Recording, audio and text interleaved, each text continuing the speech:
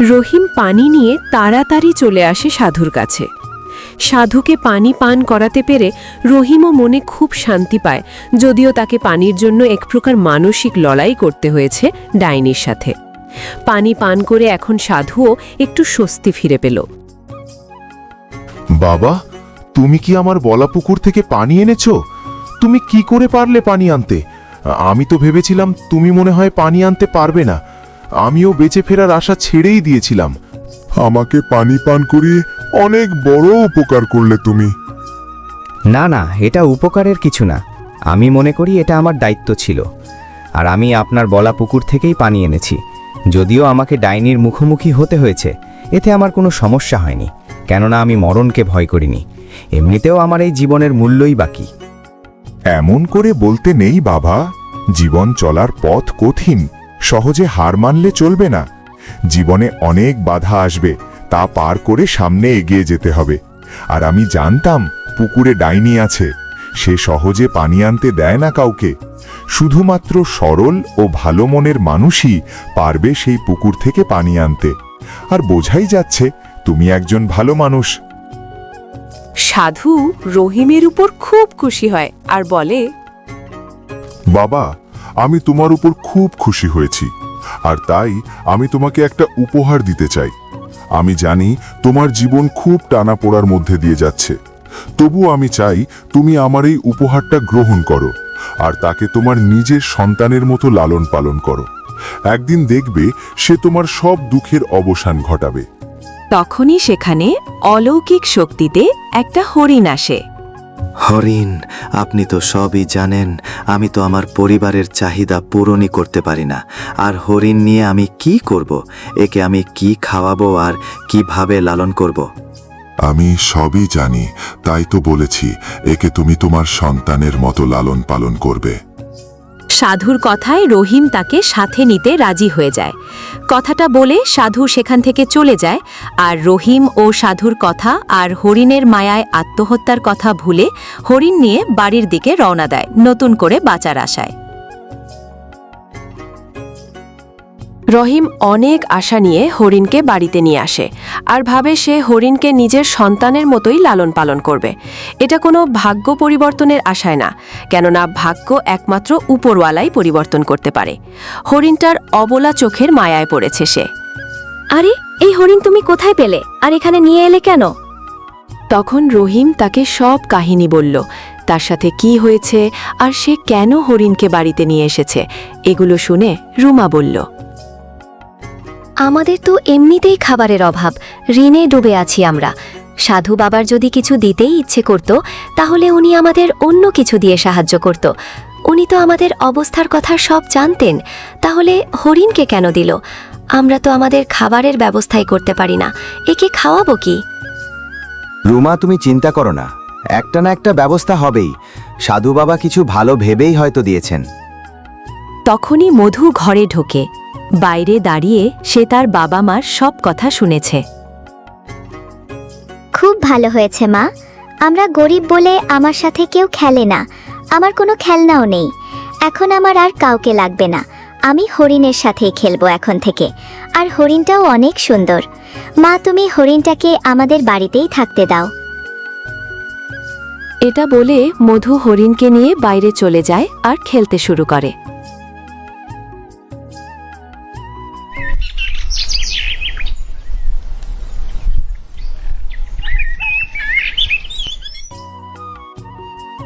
পরদিন সকালে রহিম যখন কাজে যাওয়ার জন্য প্রস্তুতি নিচ্ছিল, তখন তাদের বাড়িতে মাতব্বর সাহেব আসে।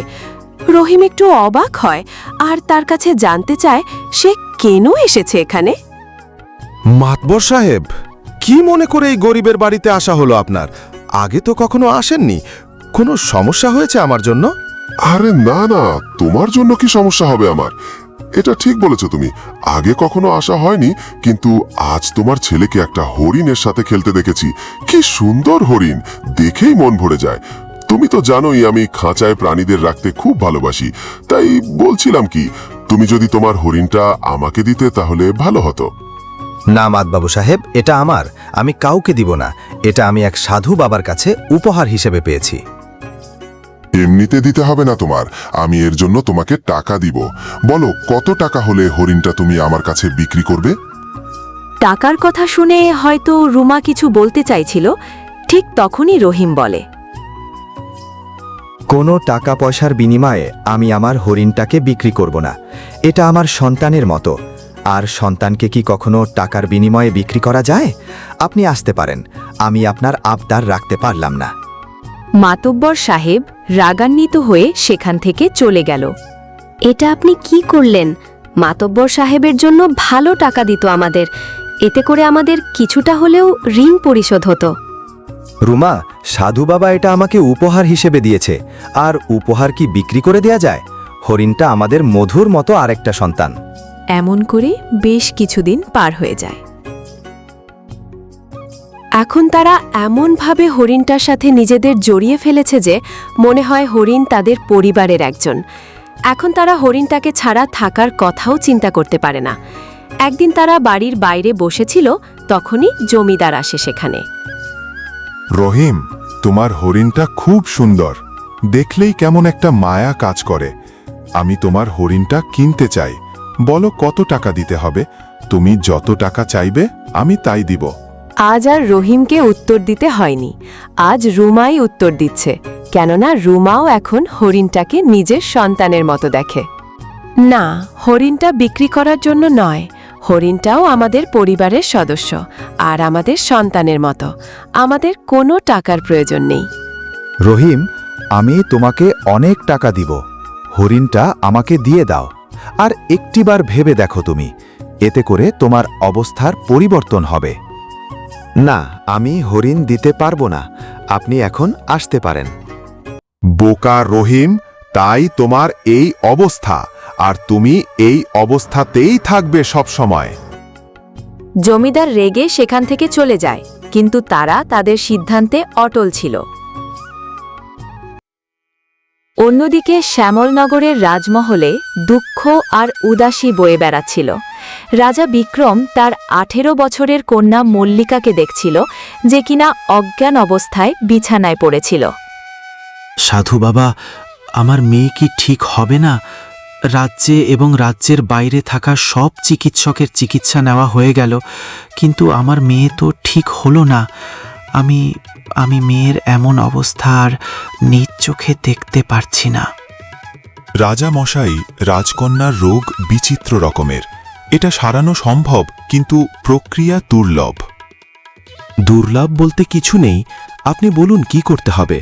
যাই করতে হোক না কেন, আমি করতে রাজি আছি। তাড়াতাড়ি বলুন কি করতে হবে।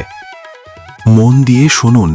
এক মায়াবী হরিণ এবং অসহায় এক সরল এবং ভালো মানুষের চোখের পানি এক হলে একটা ফুল তৈরি হবে।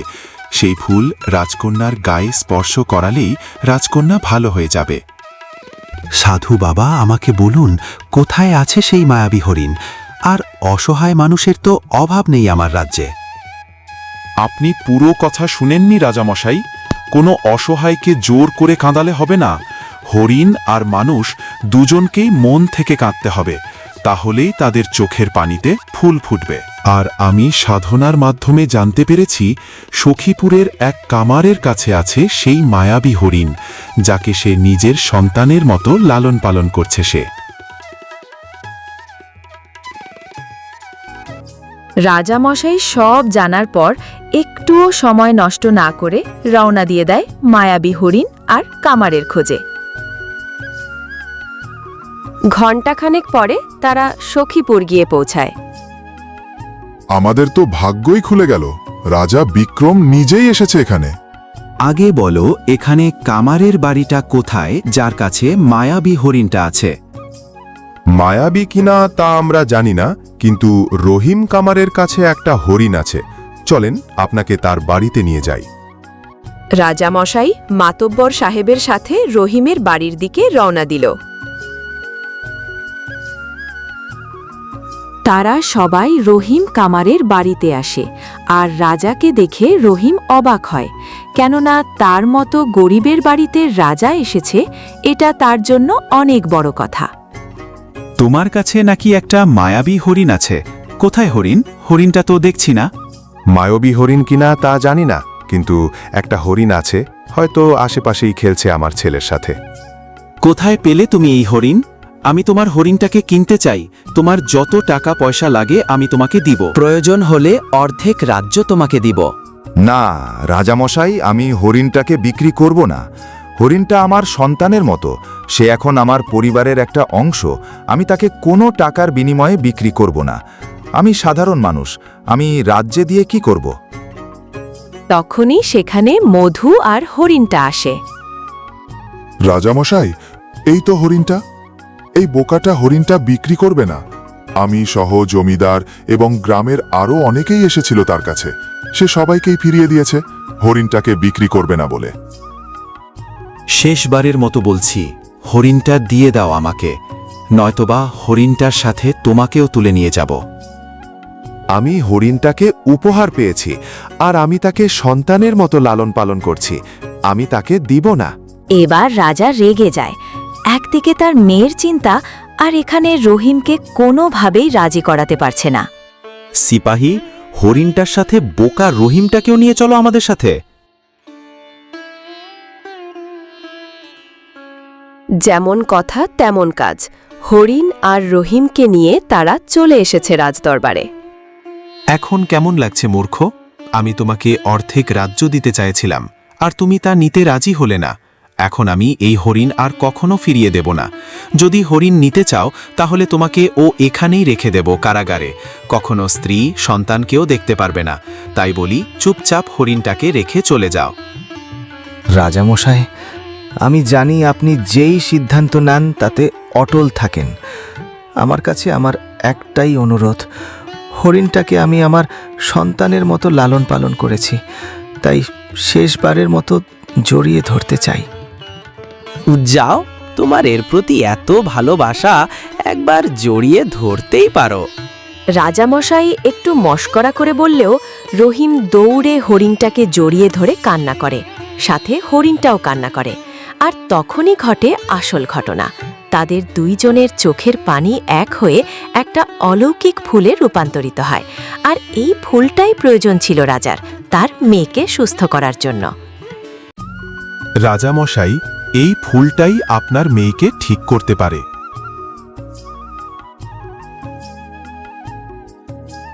রাজামশাই দৌড়ে ফুলটা নিয়ে যায় তার মেয়ের কাছে। ফুলটা রাজকন্যা মল্লিকার উপর রাখতেই সে ঠিক হয়ে গেল। মেয়েকে সুস্থ দেখে রাজাও অনেক খুশি হয়ে গেল, আর তারা রহিমের কাছে ফিরে এলো। রাজা খুশি মনে রাজদরবারে ফিরে এলো। আমি আমার মেয়েকে অসুস্থ দেখে অন্ধ হয়ে গিয়েছিলাম, তাই তোমার সাথে এমনটা করেছি। তুমি খুব ভালো মনের মানুষ। আমি তোমাকে আমার অজান্তেই কষ্ট দিয়ে ফেলেছি, আর এমনটা শুধুমাত্র আমি আমার মেয়ের জন্যই করেছি। এছাড়া আর কোনো রাস্তা ছিল না আমার কাছে। তখনই সেখানে সেই সাধু বাবা চলে আসে, আর উনি রহিমকে বলে, রহিম, আমি ইচ্ছে করেই তোমাকে এই মায়াবী হরিণটা দিয়েছিলাম, কেননা আমাদের একজন সত্যিকারের সৎ এবং ভালো মানুষের চোখের পানি প্রয়োজন ছিল। তাই তোমার সাথে এমনটা করেছি, আর বলেছিলাম না এটা তোমার ভাগ্য পরিবর্তন করতে সাহায্য করবে। এখন সেই সময় এসে গেছে। আমি তোমাকে আমার রাজভাণ্ডার থেকে অনেক ধন দৌলত সোনা গয়না দিচ্ছি। তোমার কারণে আমার মেয়ে সুস্থ হয়েছে। তোমার এই ঋণ কখনো পরিশোধ করতে পারবো না। রাজামশাই, আমাকে ক্ষমা করবেন, আমি এগুলো আপনার কাছ থেকে নিতে পারবো না। না না রহিম, এটা উপহার। উপহার কেউ ফিরিয়ে দেয় না। এগুলো তোমাকে নিতেই হবে। আর তুমি আমার সাহায্যকারী হিসেবে রাজভাণ্ডারের হিসাব রাখবে। আর তুমি যে গ্রামে থাকো, এখন থেকে সেই গ্রামের জমিদার তুমি। রহিম তার প্রস্তাবে রাজি হয়ে গেল, আর রাজার দেওয়া উপহারও গ্রহণ করল। রহিমের জীবন একেবারে পাল্টে গেল, তার মনুষ্যত্ব, ভালোবাসা আর মায়ায়। এখন তার সংসারে কোনো কিছুর অভাব নেই। ছোট মধুর সব আবদারও মেটাতে পারে। মধুকে আর খাবারের জন্য কষ্ট করতে হয় না। এখন তারা খুব সুখে শান্তিতে জীবনযাপন করছে।